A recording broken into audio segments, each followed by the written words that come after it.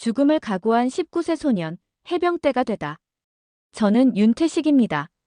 한국 작은 마을에서 태어나 평범하게 자랐던 농부의 아들이었습니다. 지금으로부터 50여 년 전, 제 나이 19이던 1967년. 겨울, 한 장의 종이가 제 인생을 완전히 바꿔놓았습니다. 해병대 입영 통지서였죠. 저는 조국을 위해 기꺼이 가겠다고 말했지만 사실 그때는 몰랐습니다. 제가 곧 인간의 한계를 넘어서는 훈련을 받게 될 것이고 베트남 정글에서 죽음과 매일 마주하게 될 거라는 사실을요. 미군들이 저 미친놈들이라고 부르던 한국 해병.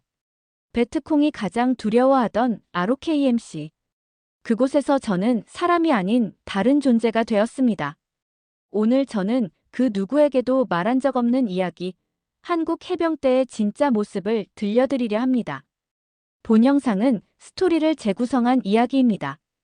여기서 잠깐, 여러분들의 구독과 좋아요는 대한민국의 위대함을 널리 알리는 큰 힘이 됩니다. 1967년 12월, 눈이 소복하게 쌓인 날이었습니다.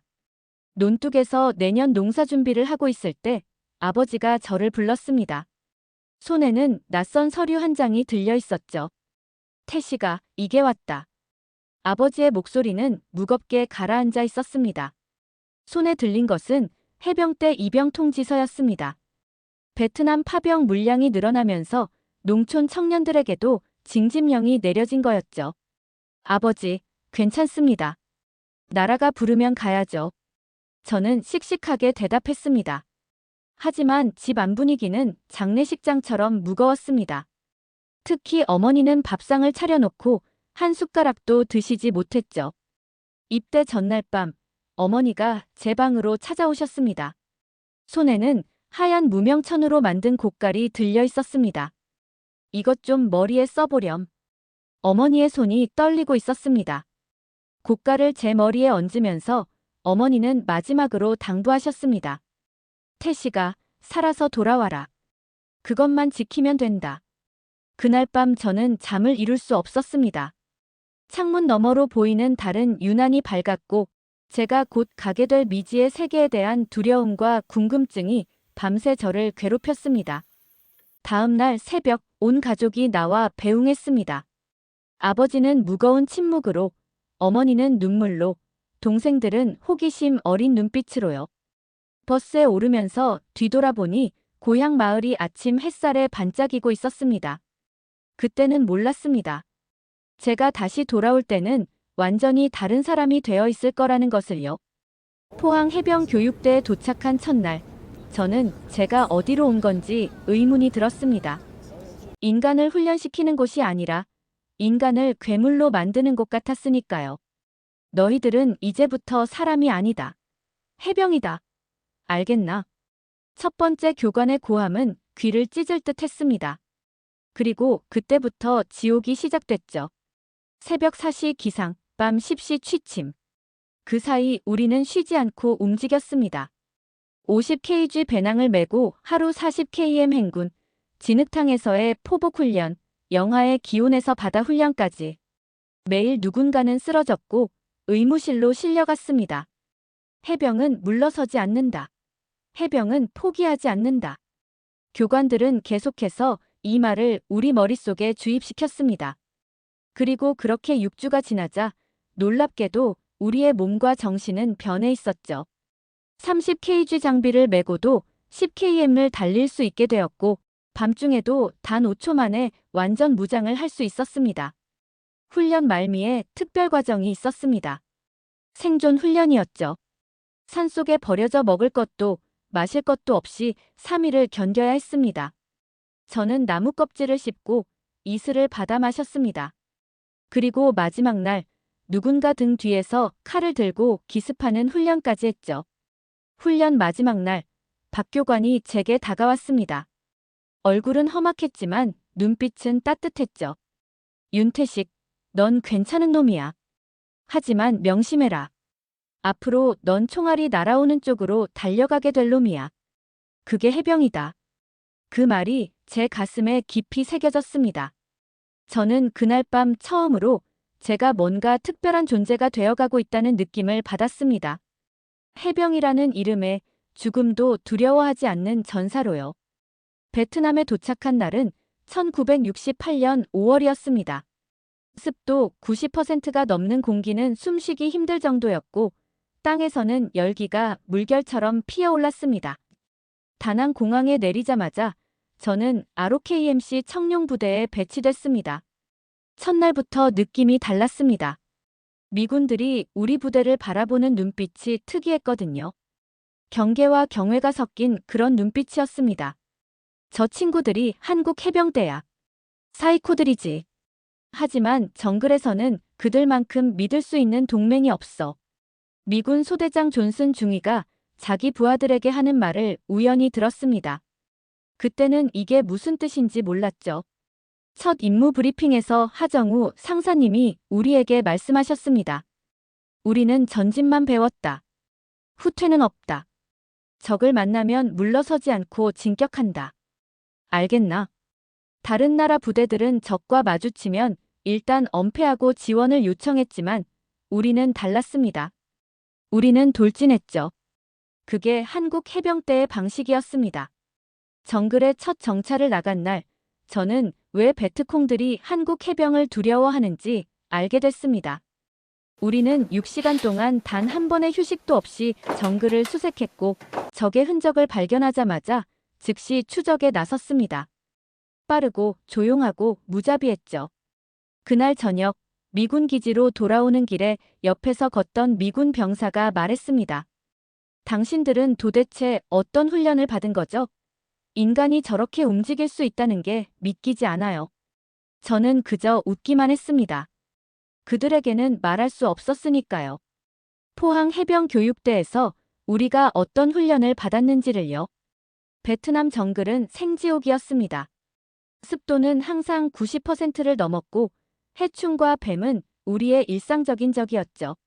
하지만 진짜 무서운 것은 정글 속에 숨어있는 베트콩들이었습니다. 첫 전투는 제 생일날 일어났습니다. 19살 생일이었죠. 아침부터 정찰을 나갔는데 갑자기 앞서가던 김상병이 비명을 지르며 쓰러졌습니다. 지뢰였습니다. 매복이다. 엄폐. 하 상사의 외침과 함께 총성이 울려 퍼졌습니다. 제 귀 옆으로 총알이 지나가는 소리가 들렸고 심장이 목구멍까지 올라왔습니다. 그런데 이상하게도 공포보다는 분노가 더 컸습니다. 태식이 30방향. 쏴.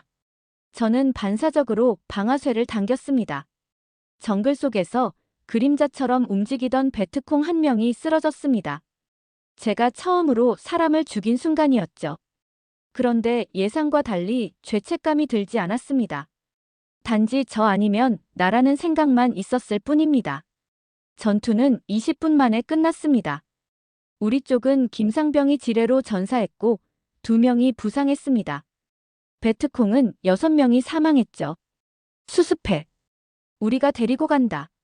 하 상사는 김상병의 시신을 들어 메었습니다. 우리는 시신마저 버리지 않는 것이 해병의 원칙이었으니까요. 그날 밤 우리는 시신을 들고 15km를 행군의 기지로 복귀했습니다. 술도 없이 눈물도 없이요. 그날 밤 텐트에서 저는 잠을 이루지 못했습니다. 제가 쏜 총알에 쓰러진 베트콩의 얼굴이 자꾸 떠올랐거든요.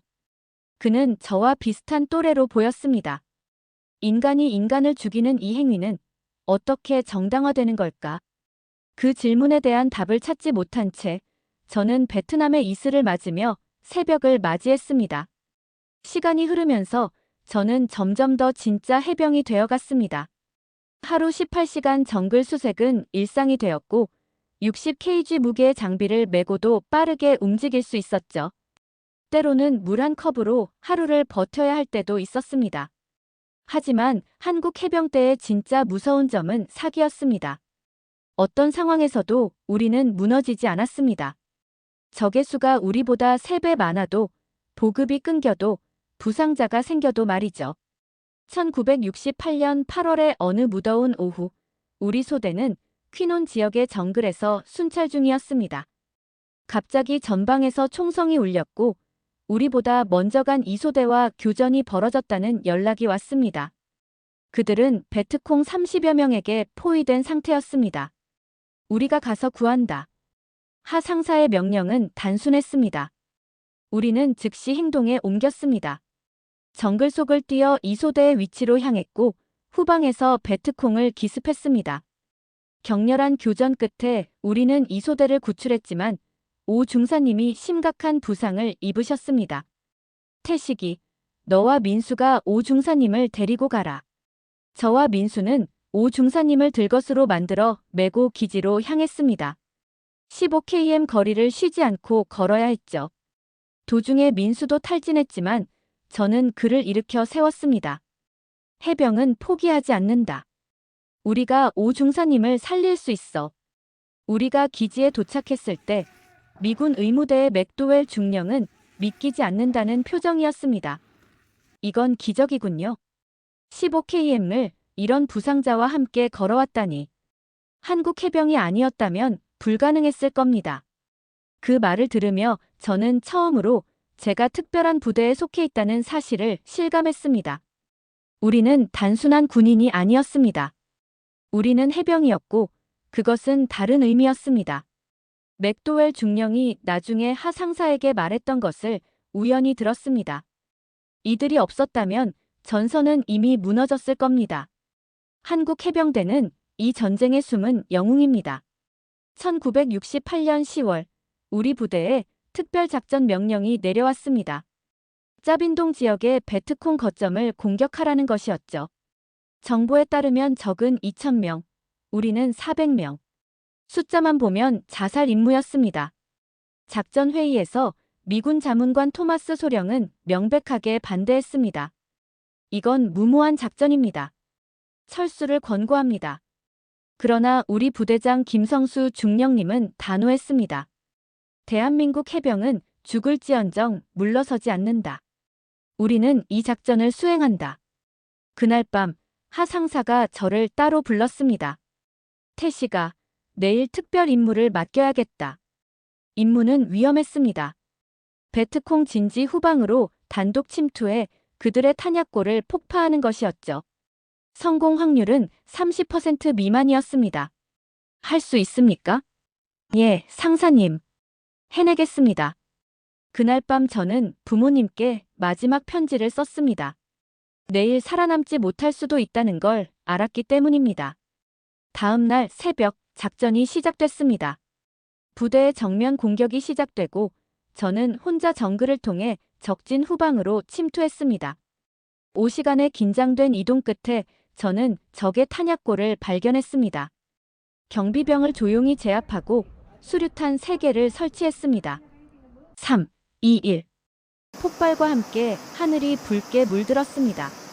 제 임무는 성공했지만 이제 적들에게 포위된 상태였죠. 다행히 혼란 속에서 저는 탈출 경로를 찾았고 무려 16시간 만에 우리 부대로 돌아올 수 있었습니다. 잘했다, 태식아. 하 상사는 처음으로 제 어깨를 두드려 주셨습니다. 그날의 작전은 성공했고 우리는 베트남의 불사조라는 별명을 얻게 됐습니다. 절대 물러서지 않고 불가능한 작전도 해내는 부대라는 의미였죠. 작전이 끝난 후 저는 우연히 하 상사의 텐트에서 한 권의 책을 발견했습니다. 한국 해병대 비공식 전투 지침서였습니다. 옆에는 미군의 베트남 교전 매뉴얼이 있었는데 두 책의 차이는 명확했습니다. 미군 매뉴얼이 적과 조우 시 즉시 엄폐 후 상황 보고를 강조했다면 우리 지침서는 달랐습니다. 적 발견 시 즉시 제압.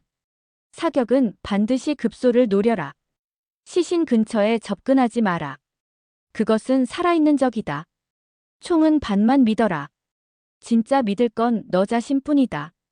이 지침들은 모두 실전에서 나온 것이었습니다. 현실적이고 무자비하고 효과적이었죠. 저는 이 지침서를 읽으며 우리가 왜 사이코들이라 불리는지 이해했습니다. 우리는 일반적인 군인의 틀을 벗어난 존재였으니까요. 하 상사는 제가 책을 보고 있는 것을 발견하고도 뭐라 하지 않았습니다. 다만 이렇게 말씀하셨죠. 저 내용은 눈으로 읽고 가슴으로 새겨라. 그리고 입으로는 절대 말하지 마라. 전쟁에는 공식적인 이야기와 실제 이야기, 두 가지 버전이 있었습니다. 우리는 실제 이야기 속에서 살아남기 위해 싸우고 있었죠. 1년 6개월의 베트남 복무를 마치고 저는 1970년 봄에 한국으로 돌아왔습니다. 제가 떠났을 때 19살이었는데 돌아왔을 때는 21살이었습니다. 하지만 제 정신 나이는 훨씬 더 많아진 것 같았습니다. 고향 마을에 도착했을 때 어머니는 저를 알아보지 못하셨습니다. 그만큼 제가 변해 있었던 거죠. 몸은 단단해졌고 눈빛은 날카로워졌으며 웃음은 사라져 있었습니다. 태식아, 정말 내가 맞구나. 어머니는 마침내 저를 알아보고 눈물을 흘리셨습니다. 그런데 이상하게도 저는 눈물이 나지 않았습니다.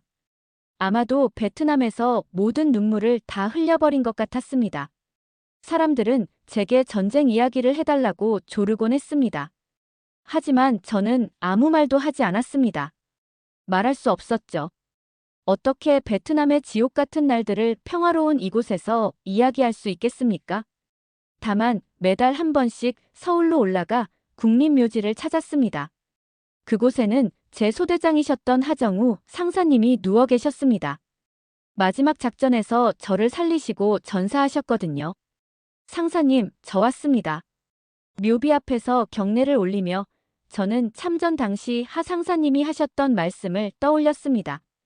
해병대는 그날 죽음을 두려워하지 않았다. 아니, 죽음보다 더한 지옥을 이미 지나왔기 때문이었다. 지금도 가끔 꿈에서 베트남 정글로 돌아갑니다. 총성과 폭발음, 전우들의 비명이 귓가에 맴돕니다.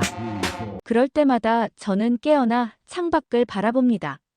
평화로운 한국의 아침이 밝아오고 있음에 감사하죠.